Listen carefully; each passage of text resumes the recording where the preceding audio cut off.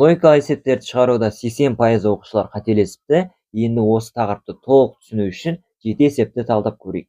Олай болса, біріншісіне кеттік. Бірінші есепті айтады. 3 адам, яғни A, B, C, әрқайсысы бір пікір айтады.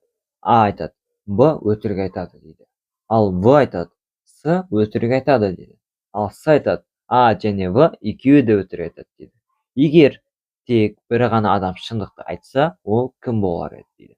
Енді бұл жерде лайфхак бар, тек бір ғана адам шындықты айтуды табу керек болса, біз әр нұсқаны жеке-жеке талдаймыз. Яғни бізде бірінші нұсқа былай болсын. Бірінші нұсқа шындықты айтқандардан бізде А және С болсын. Ал өтірік айтқандар В болсын. Бұндай жағдай қараңыздар.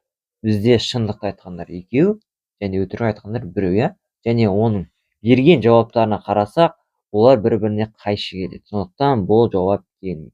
Ал екінші нұсқаны көрейік. Екінші нұсқада бізде шын айтады В. Ал өтірік айтады А және С. Енді бұл жерде қараңыздар. Осы берген жауаптарға бойынша қайттан қарайтын болсақ, бізде бұл жауап сәйкес келеді. Сол үшін бізде дұрыс жауап осы екінші нұсқамыз болады. Олай болса, екінші есебімізге кеттік. Екінші есепті айтады. Сағат түнгі 12-ні көрсетіп тұр. Ал сағат тілі мен минут тілі қанша рет беттеседі? 12 сағатта дейді. Енді мен бұл жерде формула жазалам. Ол беттесу санын табу керек болса, біз сағат санынан азайтамыз 1-ді. Яғни, біз беттесу саны, сағат саны бізде 12, азайтамыз 1, сонда беттесу саны тең болады 11. Дұрыс жауабымыз 11 болады. Олай болса, келесі есеп. Бізде келесі есеп айтады. Бір адам 3 күн бойы ұйықтамады. Бірақ ол аман. Бұл қалай дейді?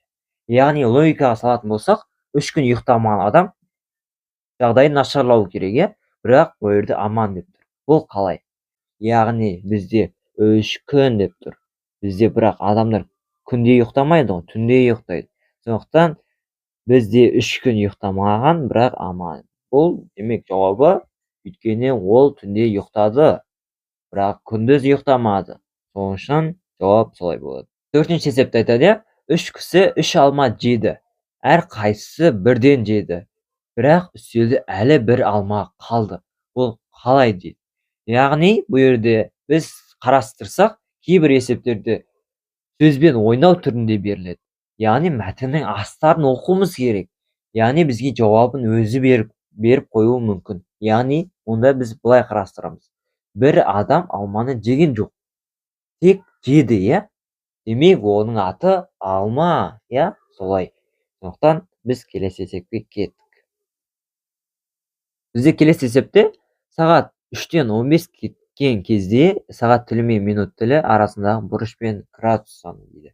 Яғни бұл жерде формула бар. Бізде формула бұрыш тең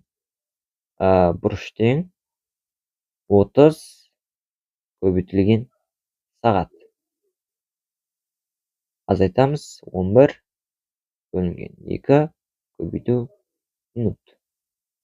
Осы формула бойынша салатын болсақ, бізде бұрыш тең 30 көбейтілген 3 азайтылған 11 бөлінген 2 көбейтілген 15. Енді бұл жердегі жауап 90 минус 82, 80 бүтін 5 тең 7,5. Бізде жауап 7,5 болады. Олай болса, келесі есеп. Бізде 6-шы есепте былай дейді. 5 адам 5 минутта 5 үй салады. 100 адам 100 үйді қанша минутта салады дейді.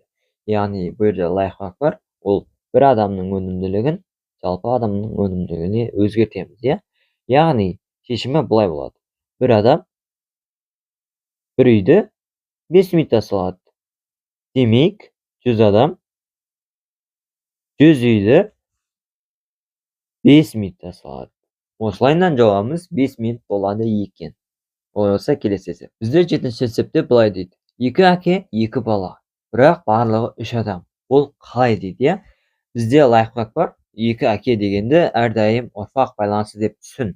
Яғни атасы, әкесі және ұлы. Сонда бізде жалпы 3 адам болады.